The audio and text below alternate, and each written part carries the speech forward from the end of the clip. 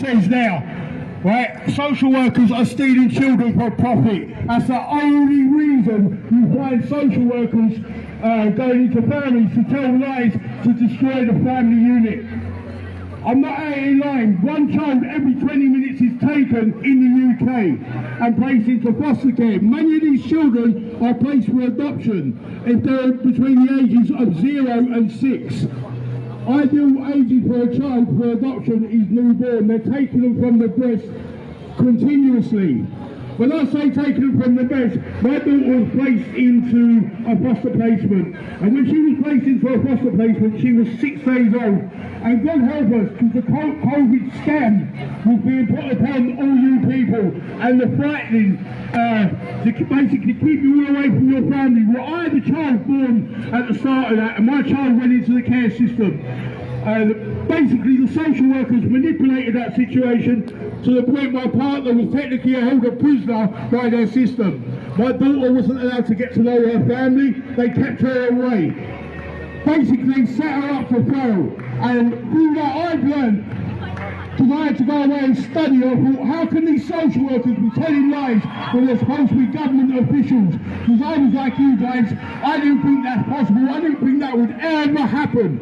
But obviously, I see it with my own eyes, and I thought, how's this happening? So someone said to me, go onto Facebook, you'll find groups, support groups. And through going on there, I found many people, the same as me, could not understand why a social worker is telling lies to remove children. Because if you are telling lies, you're not protecting that child. You're actually abusing that child. You're removing that child from their God-given right to know their parents. Okay? Basically, what I found basically was, when I look into it, the amount of privatised adoption and fostering agencies I'm seeing being set up by many social workers all around the country. And I think, you know what, this has got to be big business. So then I start looking into the monetary side of it and what the interagency fee was. The interagency was, at the time, for $32,500. There is a sign somewhere now that someone is walking around, and it's £36,500 now. Sorry, £35,565. I'm reading from there. £35,565. Basically, when your child is moved through the system and placed for adoption, right? I'm not on the pavement today to tell you guys. I'm here to arm you so you're prepared, visit, in case this ever happens to you or your family or anyone you know. You can look for us online. We are the Save Our Children Army, and that is who we are. That we stand out here for the children. We're not out here for us. None of us enjoy what we're doing. We're out here because we're raising the awareness of what's going on within corrupt systems. When I say about the corrupt systems, I'm talking about social services. I'm talking about the education system, but I will stick with the social services for the moment. I'll let my friend talk about the education system and what's going on within now. Basically, so if you're seeing the money there, £35,565, that is what the local authority receives as an interagency fee, basically, for passing the parcel. Your parcel's your child. So look at your child next to you, if you've got a child next to you, and think, if my child was removed from you, the local authority can earn £35,565. Right, you'd think that'd be it, but it's not. Then we talk about paid performance-related bonuses, and I can back this up because it was on Indeed. I've seen this in black and white as a job advert about paid performance-related bonuses. They will always deny this.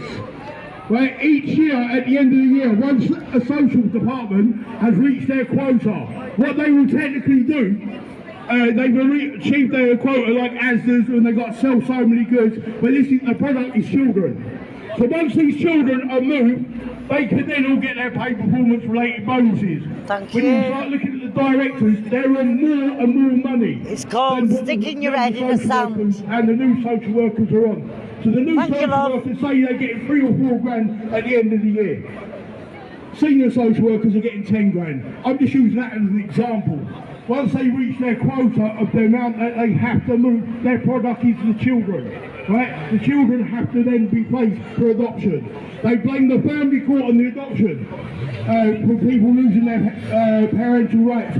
But the truth is, if it wasn't a social worker writing lies continuously about families to the point you think, hold on a minute, my life wasn't that good, but now you turn it into a horror story, right? That is how real it is. So I started really digging into these guys, right? And recently I found 50 companies that are run by the same two people. I'm going to name them.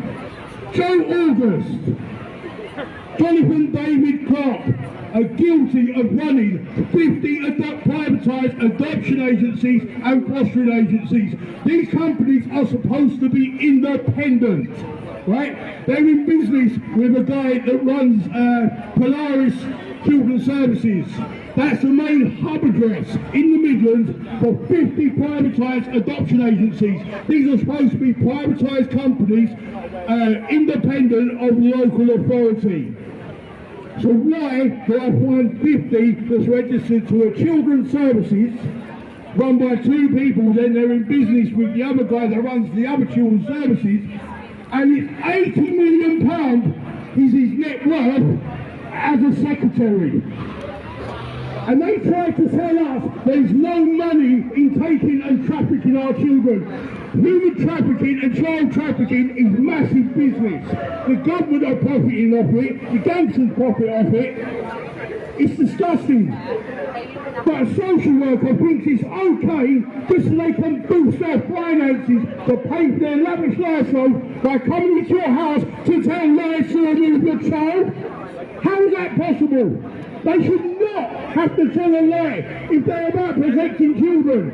If they come and tell the truth, all of us would say, you know what, hands up. But when you have to twist and manipulate a report to rip the child from a family's loving arms, that is when it gets my back up and it gets my friend's back up, right?